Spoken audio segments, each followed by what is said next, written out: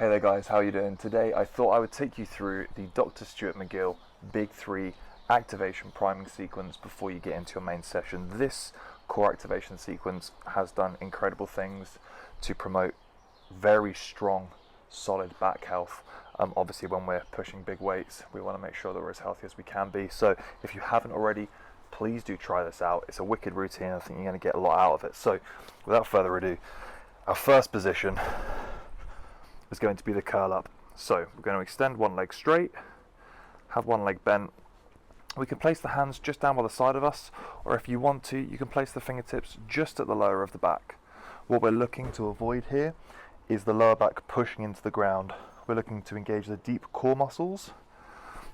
We do so by, in our neutral position, we simply raise the head up off the ground, hold that position, try not to push the lower back into the ground. Feel the core engage. We're holding that for about 10 seconds.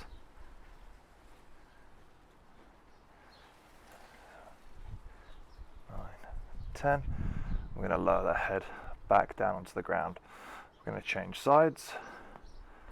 And again, 10-second hold.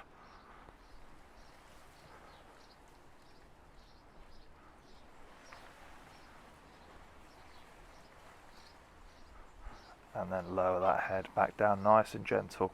Change over, then we can reduce the time ever so slightly. 6, and then change again. Hold and brace, try not to push that lower back into the ground, just lift that head slightly off the floor. 4, 5, 6, change over, and again. Reduce the count just a little bit more. 1, 2, 3, and one last time. 2, 3. So from the curl up, we're then going to move into the side plank. So, as this is an activation and a primer, if we struggle at the side plank, we don't necessarily want to hop straight into a full side plank from the toes. So what I would suggest, if you aren't particularly strong with the side plank, which a lot of people aren't, start off from a kneeling position, okay? So what we're looking to do, obviously engage those deep internal and external obliques in there and engage that transverse abdominis too. So make sure elbow directly underneath the shoulder. The knees are going to be a tiny bit in front of you, okay, because we're actually going to lift up into this position. We don't want to completely rotate the body, we just want to lift up enough to feel those muscles engage. And again, we're going to go through that progressive decline on the time pyramid. So we're going to start for 10 seconds, lifting ourselves up, engaging that core, hold. 5, 6, 7, 8, 9, 10. I can drop back down. Now if I don't want to rotate back and forth, you can just work one side and then go into the other. So having a few seconds off. Now come in, do the 6-second hold. 3, 4, 5, 6. Back down. At the same time off again.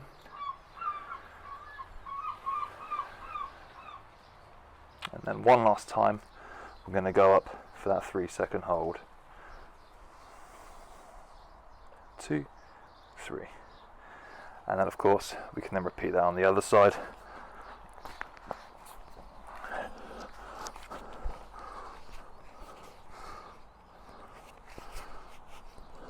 Again, elbow directly underneath the shoulder, lifting ourselves up, feel that engagement.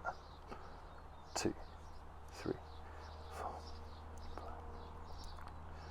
5, 7, 8, 9, 10. Easing out of it, not dropping, nice and gentle. Stay controlled throughout the whole movement. Again, if this is too hard for you, maybe have a supportive hand on the ground, or look to maybe have a block slightly underneath you as well that you can rest on throughout if need be. Okay, so we're going to go up again.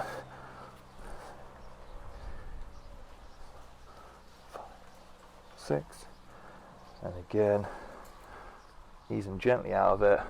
We've got one more time, 3-second hold, nice and steady. And again, lifting ourselves up, bracing that core, squeeze, 1, 2, 3, and gently out of it. So from there,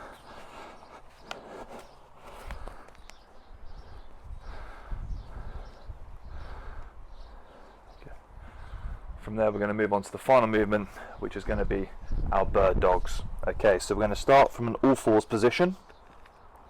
We're going to be lifting up opposite arm and opposite leg. So this is an anti-trunk rotational exercise, absolutely fantastic for core stability, brilliant for your deadlifts, brilliant for your squats, and any movements where you are moving. Okay, so from here, we're going to lift up opposite arm, opposite leg, clench the fist, and all I'm trying to do is push that back heel away from me, holding for 10 seconds again. 6, 7, 8, 9, 10, gently back down. And again, weight evenly distributed between all 4 points. Engage the core, kick that heel back, squeeze the fist. 2, 3, 4, 5, 6, 7, 8, 9, 10. And what I'm really focusing on here is that nothing is coming from my core. I'm not rotating.